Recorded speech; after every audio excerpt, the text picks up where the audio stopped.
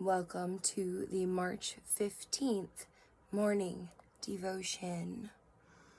Be strong in the grace that is in Christ Yeshua. 2 Timothy 2:1.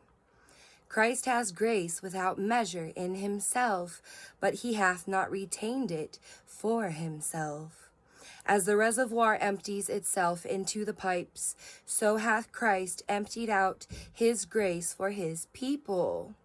Of his fullness have all we received, and grace for grace. He seems only to have in order to dispense to us. He stands like the fountain, always flowing, but only running in order to supply the empty pitchers and the thirsty lips which draw nigh unto it. Like a tree, he bears sweet fruit, not to hang on boughs, but to be gathered by those who need. Grace, whether its work be to pardon, to cleanse, to preserve, to strengthen, to enlighten, to quicken, or to restore, is ever to be had from him freely and without price. Nor is there one form of the work of grace which he has not bestowed upon his people.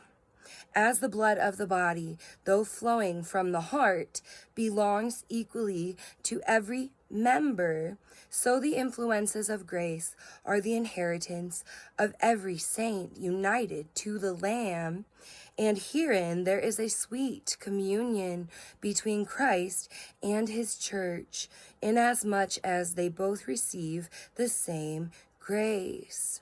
Christ is the head upon which the oil is first poured, but the same oil runs to the very skirts of the garments, so that the meanest saint has an unction of the same costly moisture as that which fell upon the head.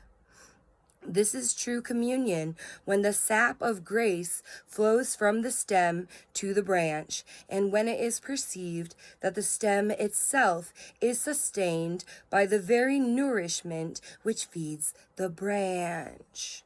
As we day by day receive grace from Yeshua and more constantly recognize it as coming from him, we shall behold him in communion with us and enjoy the felicity of communion with him. Let us make daily use of our riches and ever repair to him as to our own Lord in covenant, taking from him the supply of all we need with as much boldness as men take money from their own purse.